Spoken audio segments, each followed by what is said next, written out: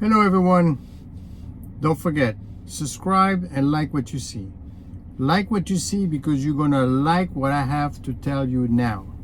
And this is very much a reflection of what I think is going on in this market right now. As we start the week, we haven't heard from the Fed yet. We haven't seen the market, but I understand, I've heard, someone told me that Tesla is doing pretty good, right? So let's see what goes on with Tesla later on. But what I want to talk about specifically, I want to talk about this rotation trade. And the second topic is the way the media is portraying, what it is that's going to happen next. What's going to happen next is, they're predicting, some great return in the stock market. They're predicting also a decrease. They're predicting an increase. They're predicting a decrease, right? So let's talk about the rotation trade first of all. What it is? Well, the idea is to say that we are going to rotate away from the tech stocks into more mid-cap, small-cap, value-cap type of trades. Well, I guess they say we can't put any more money into NVIDIA because I believe the NVIDIA has now the value of a small country, of a GDP. That's a little too much. So now it's time to rotate. Well, I don't know. Okay, let's suppose you want to rotate. Why are we rotating now? Because I guess we didn't build up the value enough for these companies. So you're telling me that now is the time to get into smaller firms when we might have a recession. Oh no, but the rotation has nothing to do with the economy. It has to do with that we didn't bid up those prices. We bid up any other prices. We bid up the tech stocks. We haven't bid up the... So you're out there following back and forth. Oh, so I should go for small caps then, right? Yeah, because, the P ratio and blah, blah, blah. So that's a rotation trade. I am not a big believer. First of all, you have to realize that and this thing is a little bit more complicated than it seems, right? You have to realize that there's big money involved. You have to realize that these people make money not so much by predicting the stock market. They're making money by taking advantage of the situation. They make money when they buy when you're selling and they sell when you're buying. They want you in it. They want you in this market. They want your money. Right, because they know how to take advantage of the situation. They trade faster, they have more money, more volumes. And you're out there trying to pick the next winner. Which brings me up to the point. Do we need to pick the next winner? No, you're thinking it wrong. What you should be doing is protecting what you have. That is more complicated. That is where you get paid the big bucks on Wall Street. That is what you do when you work for a hedge fund. Hedge funds distinguished themselves in 2008, not because of the great money that they made, but how much money they saved. We didn't have to bail any hedge fund, as far as I remember. We bailed out a bunch of banks, but not a hedge fund. And why? Because they know how to manage the risk. You don't hear these people telling you about the risk every day. You don't hear that. All you hear is, okay, guys, this is me. Hi, it's Tommy Lee, and it's that lady from ARK Investing or whatever. Go crypto, go Tesla, forget crypto, go back on Tesla, go back on crypto, and back and forth, and back and forth. Okay, but so you're asking me to get the next NVIDIA. Yeah, that's right. Well, there ain't going to be too many of those, and frankly, I'm going to miss the boat most of the time. But I want to find a way to protect what I have. Remember one thing. If you have $100 portfolio and it drops to $50, you just lost 50%. For you to go from 50 back to 100, you need to earn 100% on your money, right? Because 100 down to 50 is 50% drop, and 50 to 100 is 100% increase. So now you got to make 100%. It's a lot harder to make that money back. How many of 100% you're going to find? That is the reason why you need to find a way to protect. Right now, what you should be doing is, okay, well, it feels like the market is going to go up. It feels that way because the Fed is going to do what it's supposed to do, reducing rates. So it feels that this is, I mean, it may not go up because of the rotation trade with the tech stock. Maybe it's with smaller firm, whatever. But it feels it's going to go up. The U.S. economy is strong. I don't think I have too much concern about the U.S. economy. So the U.S. economy is going to go up, right? And we should be good. The thing is, what if I'm wrong? What if we have a recession? We have a H5N1 virus hit. Remember, there's some cases that developing from what I've heard. I mean, it's not transmissible, but the SEC is a little bit concerned, but nothing to worry about. This is not COVID all over, but we'll see. The point is that anything could hit. Don't forget, we've got the war going on, with on the Middle East. Who knows what's going to happen there? Don't forget, we have an uncertainty about who's going to become president. Don't forget, we are borrowing more and more money, and nobody's talking about it. Right now, the market is doing anything about it. They say, don't worry, we'll sign, we'll give you more money. But what if one point they say, we're not giving you any more money? You cannot refinance that debt. Anyway, so just in case, maybe you want to protect your portfolio. And you don't protect your portfolio by picking the next winner, because quite frankly, if there's a market crash, everybody goes down. You want to benefit. You want to do what Spitznagel did, which is basically he hedged the market against itself by buying long-dated puts or whatever. Not spending a lot of money, but just in case it does, you do have a decrease. That loss that you're going to take on your portfolio is going to be matched by the increase of the value of the put. It's called leverage. You don't have to put 60-40, then it's 55-45, 55 stock, 45 bonds, and maybe a 10% put. Just in case. There's a lot of things that could go wrong. And of course, obviously, once it goes wrong, it's too late because the value of the put is going to go up, right? So I'm not advocating specifically for put. I'm just saying that you should hedge your portfolio. You need to hedge your portfolio with offsetting positions. Meaning the market goes up, that thing is going to go down. The market goes down, that thing is going to go up. So you want to offset the market. You want to be balanced as much as possible to keep that gain. Because you're not going to keep finding. And don't forget, you say, well, I could take a hit or whatever. Well, be careful. Because in 1999, with the dot-com bubble, the NASDAQ lost 50%, and it took 15 years to get back. 15 years. So don't let them take advantage of you. I want you to make money. I want you to be successful. I want to give you the information. I want you to do well. That's what I'm here for, right? I'm here to help you out, to explain what's going on and explain to my students. And I know lots of them right now having difficulties finding jobs, and they're pretty smart students. And they're having difficulties. So maybe the economy is already slowing down to some level, right? I mean, I've seen the unemployment and I've seen the GDP, but that's backward looking. I'm looking forward. That's backward looking. Just because you're doing well in the past doesn't mean you're going to do well in the future, right? So that's what we're talking about. We are talking about a situation where you need to protect your investments. Now, of course, you're going to say, but what kind of investment can I possibly do? Well, watch my videos. I'm going to start showing you, and I've already started showing you some small caps, right? I show you Ecolab. I believe I show you BMI, Badge Meter, Fabrinet. Who are these guys? Who is this company? Well, I never heard of it. Well, that's the point. You don't want to have heard of it.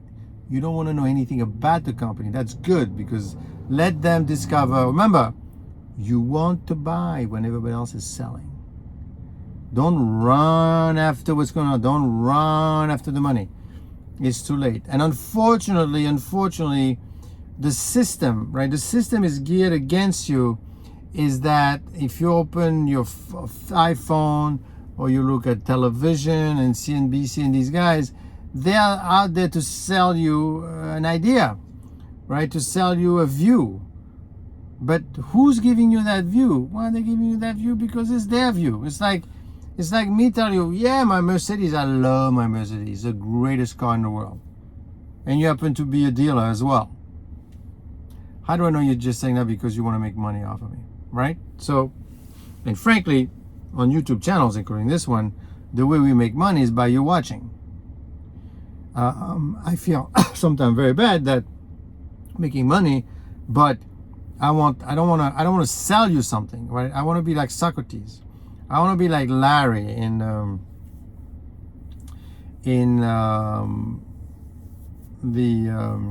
Larry David, his show on HBO. I want to question everything. I want to make sure that you ask enough questions that you understand what's happening to you.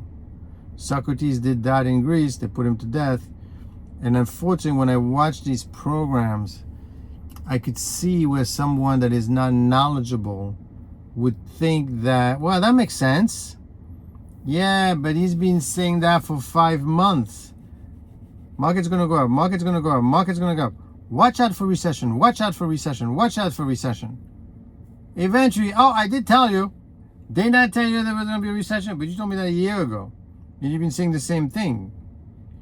How do I know, right? You could be saying lots of things.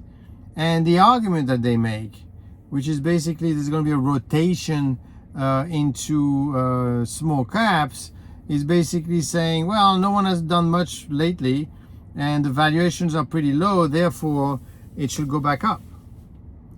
You have to realize that you're not the most astute knowledge in finance. Finance is a quasi-science. Finance is not brain surgery. Yet, you get billionaires in finance. You don't have billionaires in brain surgery. Why? Why? Why is it that I have such a difference between the two? I mean, brain surgeons are pretty smart, and they're doing pretty important job. Why did I make more money as a hedge fund manager?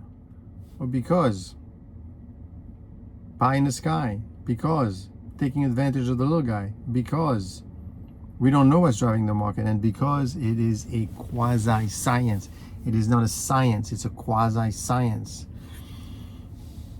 I don't know where the stock market is going up. I don't know what's going down. All I know is I have a feeling for it because based on the based on the information that I have today, I don't know what's going to happen tomorrow.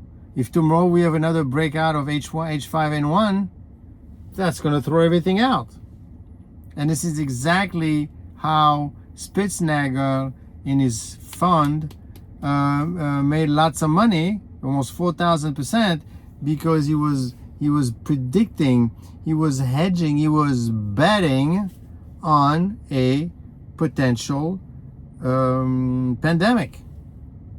Now, how come he saw it and you didn't see it? Well, the same way Michael Burry in 2008, he saw the financial crisis. He saw the financial crisis having to do with the mortgage-backed securities. You didn't see it. He saw it. Why? Well, because he looked at it and he said, you know what? All these mortgages are going to refinance because they're mostly on short-dated 7-year floating and 1-year fixed, or 3-1 or whatever. Eventually they become fixed. And these people, I know for a fact, cannot afford any more additional payment because they were giving loans that they shouldn't be having. Therefore, they could not make the new payments. Therefore, they won't be able to keep up with their mortgage. Therefore, they would default, and therefore all the structures would collapse. He knew it. He betted on it, and he won. And he went to Goldman Sachs and he bought a bunch of credit default swaps. So for you as an investor, for you who wants to know how to make money, you need to also look at the fact that, hey, is there a lot of volatility in the market? Is there? Because if there's a lot of volatility in the market, what you can do is you could play the volatility. You could play what's going on with options and make money with options. Because if they go, as long as they go up and down, you buy I'll show you. We'll buy a call and a put on Tesla. My call on Tesla is actually doing very well right now. But in case I am wrong, I'm also buying a put. So if the put goes down, I'll make money. And it goes back up, I need on the call. And that is one thing that people that want to make money don't understand, right? Because you investing for 10% is not going to make a big difference. I hate to tell you. You need to go for the 30 and the 40%. You need to go for the money that Warren Buffett is making. How do you make money, right? The first thing you could do is you could open your own business. Okay. Doing what? Well, you need money to open your business, believe it or not. All right, the second way could work from someone. Well, if you draw a W-2, you're not going to make that much money because, you make money, but most of the money goes to the bosses. Or you could invest, or you could go in real estate. They want you to work for them. They don't want you to create your own business. They want you to work for them, because if you work for them, the government knows exactly how much you're making, right? When you open your W-2, the government knows exactly how much money you're making, and it knows exactly how much taxes you're paying, because they could see it. If you have a business, it's a little more complicated. So what they want you in a very comfortable place where you're basically working for a living, you don't have your own business, and you are investing in the stock market. And in the stock market, you're investing it through a fund. And you're paying through that fund. You're paying taxes, right? You're paying fees. They don't care how much money you're making. They don't care how much money, because they get paid for the amount of money that goes in the fund. You make 0.5%, 1%, 20 basis points, whatever. The more money that goes in the fund, the better off it's going to be. In addition to that, they also put you into investments. They put you in investments that are basically going to earn you 10 to 15%. Well, why not? Why can't I get 2,500% for NVIDIA? Well, you can't, because it's a fund, and the fund is going to have to be diversified. It's not going to just have one fund, one stock. They'll never allow that. So then your money is forced to be in a 401k. And once a 401k, it's going to get 10, 15%, 10, 15%. You don't become rich like that, unless you save your entire life. But then you're too old to enjoy the money anyway. And when you take the money out, they tax you on it. It's not tax-free. It's an income. Tax you like an income. Right? Suppose you have invested all your life. You have $10 million in 401k. Yes, I got money. All right, you want your money? Take it out. Well, I want to take 10 million. Bam, you're going to be taxed on 50% of your money. You're going to lose half of it. That's how they get you. But they get you because they don't explain to you the rules of the game. And therefore, like I said, for stocks, you need to know what you're investing into. You need to understand the stocks. You need to know what cash flow is. You need to know what the company does. Yeah, I'm not saying don't listen to people talking, but you need to do your homework. Unless this is purely entertainment purposes. And for entertainment purposes, yes, the market is going to have 50%. Most probably.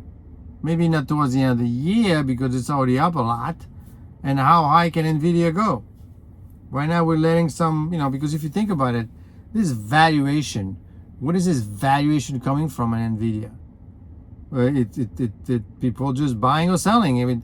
But what's driving them to buy or sell? Well, what they think the future is going to look like, or what they think you're going to do. And that's what I mean by, they're not predicting the stock market. They are predicting your behavior. They're taking advantage of the situation.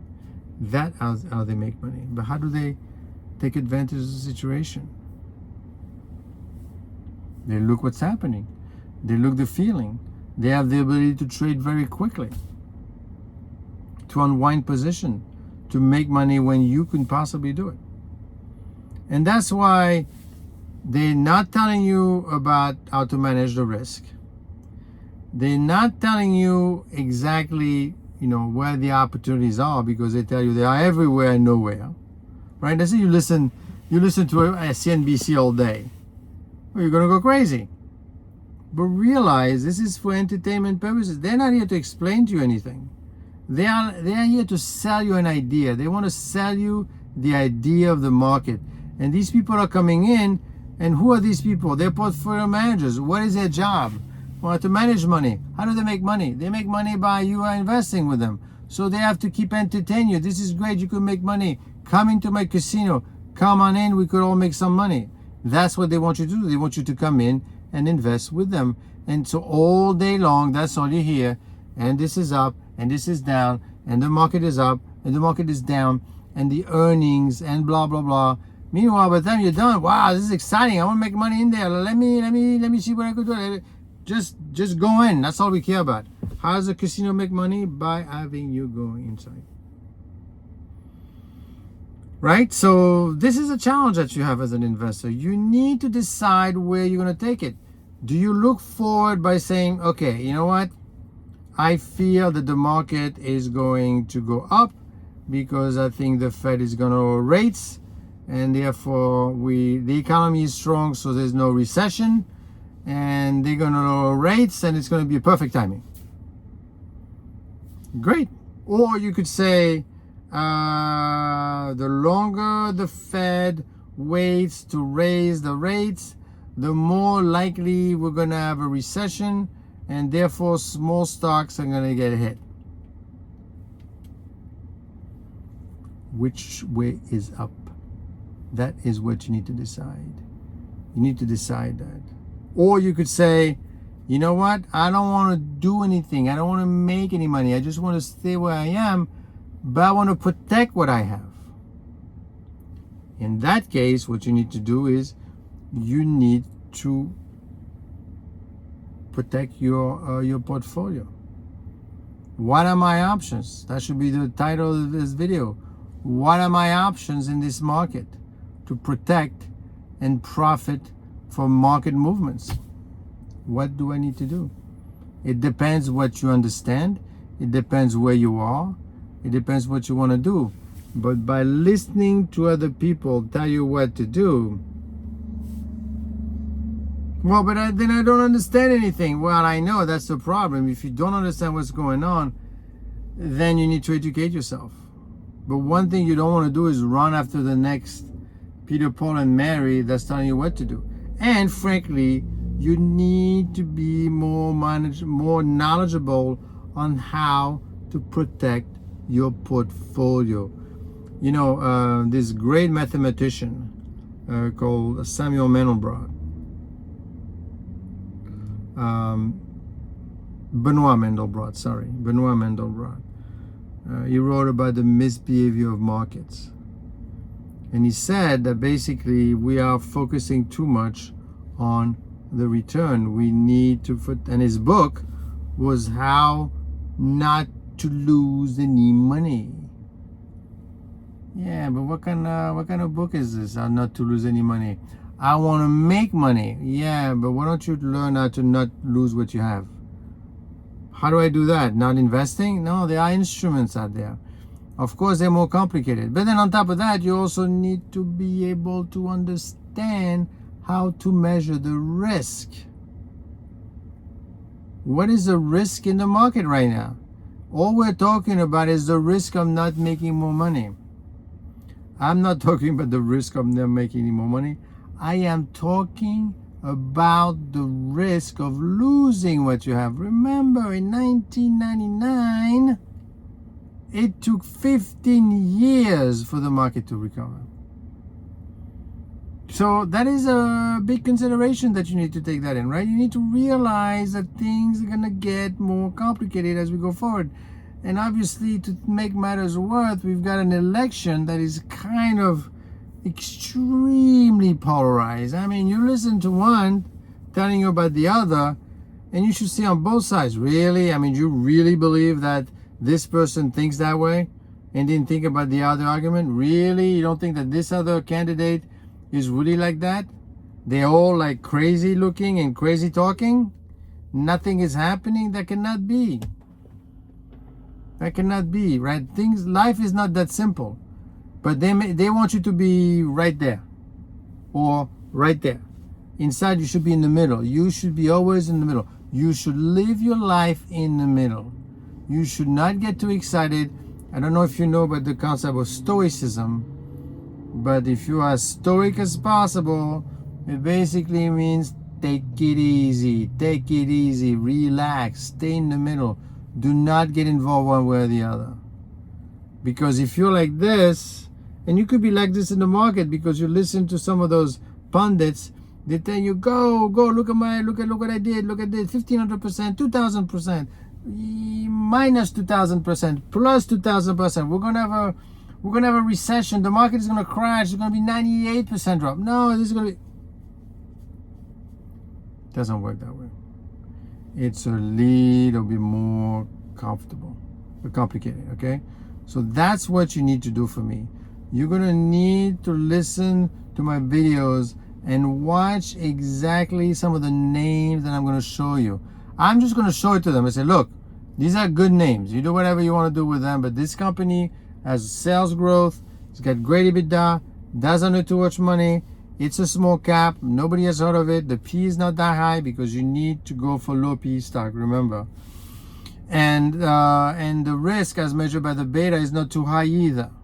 So at least you got some notion, some idea what's going on. So you're not too taken one way or the other, because it's important not to do that to yourself. Because I don't know what's going to happen in this market. Now, of course, if tomorrow the market drops 50%, you're going to say, well, let's buy. So buy when everybody else is selling. You got that right. That's what you want to do. But who is daring enough? Who has enough courage to buy when everybody else is selling and to sell when everybody else is buying? That is a question. That is a difficult part, because you need to have the confidence to do it. You need to have the money to do it. And you need to have the knowledge to do it. And you need the instruments to do it. Why do you think you could become a billionaire in this trade? You could do, and as a day trader, you could do better. You could do very well if you are lucky enough to have done it already. Okay? So, watch out for this week. Should be very interesting. I will talk to you as soon as possible.